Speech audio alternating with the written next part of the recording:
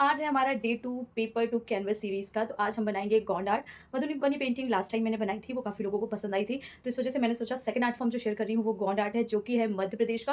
और ये art form ना पूरा का पूरा नेचुरल सराउंडिंग से है। इसमें ज़्यादातर हम देखेंगे पेड़, पौधे, पक्षियाँ, इसके बारे में। तो मैंने कुछ बना ली है 2। तो ये दोनों मैंने वाटर कलर शीट पे बना ली है। इसका जो कलर है अगर आप देखेंगे ना, तो नॉर्मली आपको समझ में आएगा कि इसमें कलर जो इतना ज़्यादा रिच होता है, हम इसमें कलर जितना ज़्यादा डार्क यूज़ करेंगे ना, जितना ज़्यादा यानी ब्राइट कलर यूज़ करेंगे, उतना ये पेंटिंग करने में मज़ा आएगा। तो वीडियो लास्ट तक ज़रूर देखिएगा एंड मुझसे शेयर करिएगा कि अगली आर्ट फॉर्म आपको कौन-सी चाहिए।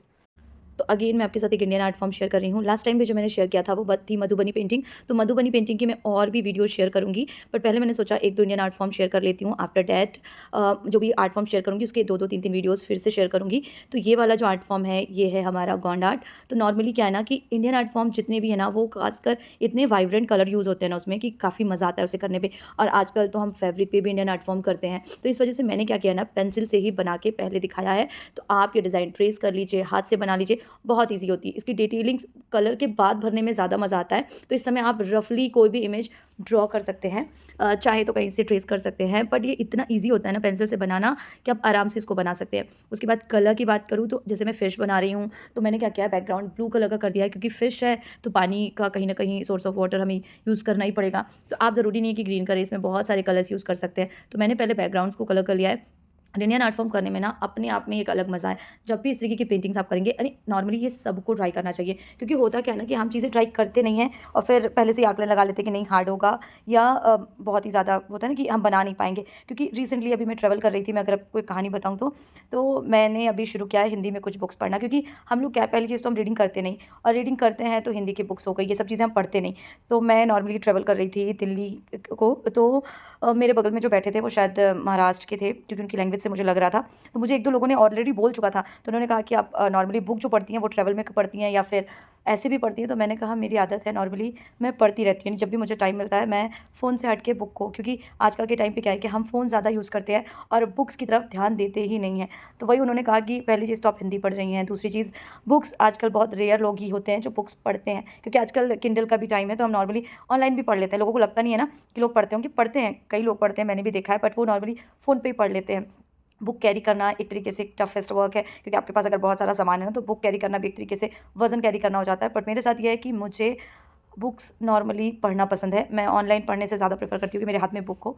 तो फिर उन्होंने मैंने देखा तो बोले कि बहुत अच्छा लग रहा है कि कोई पढ़ तो रहा है। तो इसी तरीके से है ना, जब तक हम नई चीज़ें ट्राई नहीं करेंगे, तब तक हम उससे के बारे में ना समझ सकेंगे और ना जान पाएँगे कि वो कितना अच्छा है या कितना बुरा। तो इसी तरीके से इंडियन आर्ट फॉर्म है, जब भी किसी को टाइम मिलता है ना, मेरे ख़्याल से करना चाहिए। हम लोग कैनवस पेंटिंग भी कर लेते हैं, नॉर्मल पेंटिंग्स भी कर लेते हैं, बट इंडियन आर्ट फॉर्म के साथ ये है कि इससे कहीं न कहीं हम भूल जाते हैं। बट मेरे साथ ये है कि मैं कोशिश करती हूँ, क्योंकि जब मैंने स्टार्ट किया था, मैं 6-7 साल पहले की बात करूँ, मैंने अपने होता है एक रिफ़्रेश किया था। हम पेंटिंग्स करते हैं, फिर उसके बाद मेरी स्टडीज़ ऐसी थी कि मैंने इन सब चीज़ों को साइड कर दिया था। बट आफ्टर दैट लॉकडाउन में ख़ासकर हमने चीज़ों को जब सही स्टार्ट किया तरीके से, तब समझ में आया, क्योंकि मुझे इंडियन आर्ट फॉर्म से बहुत ही ज़्यादा लगाव है, तो मैंने स्टार्ट ही इससे किया था। उसके बाद मंडाला एक ऐसा आर्ट फॉर्म है जिसके साथ हम एक्सपेरिमेंट कर सकते हैं, Indian art form plus mandala के साथ। तो मैंने बहुत सारी वीडियोज़ बनाई थी जो मैंने इंस्टाग्राम पे ऑलरेडी शेयर कर रखी है पुरानी। अब मैं पीछे चीज़ों को देखती हूँ ना, तो लगता है कितना इंप्रूवमेंट होता हुआ है हम ही हैं, जब हम पढ़ाई भी करते हैं, कोई भी ऐसी चीज़ करते हैं जो बार-बार करते हैं, तो उसमें इम्प्रूवमेंट नॉर्मली हो ही जाता है। तो इसी वजह से मैंने सोचा फिर से रिफ़्रेश करते हैं, फिर से अपनी चीज़ों को ताज़ा करते हैं और मैं इंडियन आर्ट फॉर्म को और सुधारती हूँ। तो अब क्या है कि पहले क्या होता था, पैटर्न यूज़ नहीं होता था, हमारे पास चीज़ें ज्योमेट्रिकल चीज़ें नहीं थी, हम लोग हाथ से ही हर चीज़ें बना लेते हैं। तो नॉर्मली जब आप एक टाइम पे पेंटिंग करने लगते हो ना, तो आप हाथ से भी सीधी-सीधी सी ड्रॉ कर लेते हो। लेकिन अब का ज़माना ये है कि हम उसको एकदम माप-तोल के ही बनाते हैं या माप-तोल के ही करते हैं चीज़ें। तो इस वजह से वो थोड़ी-सी और होता है ना कि हमारे तरीके से हो जाती है, हम जैसा चाहते हैं। मैं ये नहीं बोलूँगी कि बेहतरीन, वो इंडियन आर्ट फॉर्म जो पुराने लोगों ने बनाया ना, वो ऑलरेडी बहुत बेहतरीन है, क्योंकि उनकी मिनिएचर पेंटिंग आप जब देखेंगे ना, मैं कभी-कभी सोचती हूँ, इतनी छोटी-छोटी डिटेलिंग वो लोग ऐड कर लेते हैं ना। अभी भी कई लोग ऐसे हैं जो कर लेते हैं, बट इसके लिए होता है ना कि प्रैक्टिस चाहिए होती है। आपको बार-बार चीज़ें करनी होती हैं, क्योंकि जब आप इंडियन आर्ट फॉर्म में के बारे में पढ़ेंगे ना, नॉर्मली जब मैंने पढ़ा, मैंने देखा है कि चाहे वो कोई भी काल हो, हमारा काल हो, मध्यकालीन काल हो, कोई भी यानी नॉर्मली कोई भी सेंचुरीज़ हो, धीरे-धीरे कला का जो है ना विकास हुआ है और इस तरीके से ना होता है ना कि उसमें और ज़्यादा इम्प्रूवमेंट हुआ है।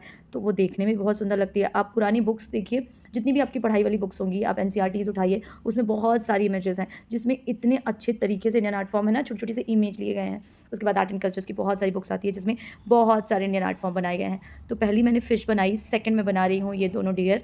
ये भी बहुत ही ज़्यादा ट्रेंडिंग है, आपको अच्छी खासी इमेज पिंटरेस्ट पे इंस्टाग्राम पे, नॉर्मल गूगल सर्च पे भी डालेंगे ना तो आपको इसकी इतनी सारी इमेजेस, तो मैंने नॉर्मली उसी इमेज को रीड्रॉ किया है, मैंने कहीं से अपनी नई इमेज नहीं क्रिएट की है।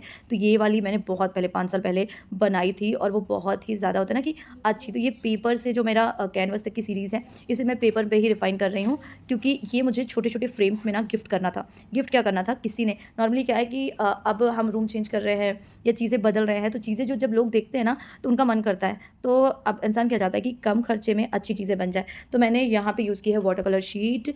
इसके बाद इसकी फ्रेमिंग भी आप खुद से कर सकते हो चाहो तो, वरना छोटे-छोटे से जो फ्रेम आते हैं हमारे फ़ोटो फ्रेम्स, आप उसमें भी डाल के इसको अच्छी तरीके से हैंग कर सकते हो। बट मैं क्या करने वाली हूँ, जो भी मुझसे लेगा उन्हें सजेशन ये दूँगी कि आप खुद से फ्रेम बनाओ एंड देन इसको दीवार पे हैंग करो। क्योंकि नॉर्मल फ्रेम के साथ, क्योंकि छोटी है तो उतनी अच्छी नहीं लगेगी जितनी हम अगर इसको बड़े यानी नॉर्मल हैंडमेड फ्रेम के साथ करेंगे तो। तो मैंने सोच रखा है कि एक मैं एपिसोड बनाऊँगी जिसमें हैंडमेड फ्रेम भी बनाऊँगी। So I just hope you love this video.